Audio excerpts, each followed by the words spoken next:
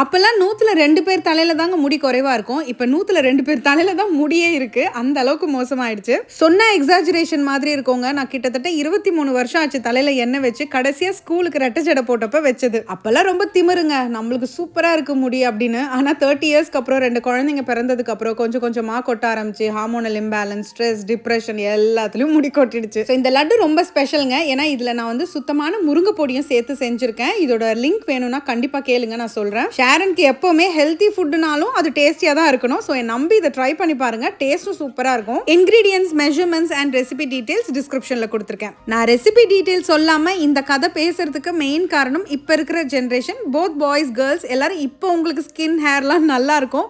ஒழுங்கா இப்பவே அம்மா சொல்ற சாப்பாடு, அதுவும் வீட்டு சாப்பாடுலாம் சாப்பிட்டு பொழைச்சிக்கோங்க. Because after child birth for women especially ரொம்ப டிராஸ்டிக் சேஞ்சஸ் இருக்கும். ஏன்னா என்னதான் நீங்க hair care, skin care products எல்லாம் யூஸ் பண்ணாலும் இன்டர்னலா நீங்க என்ன எடுத்துக்கிறீங்கன்றது தான் ரொம்ப முக்கியம். எண்ட் ஆஃப் த டே ஞாபகம் வச்சுக்கோங்க.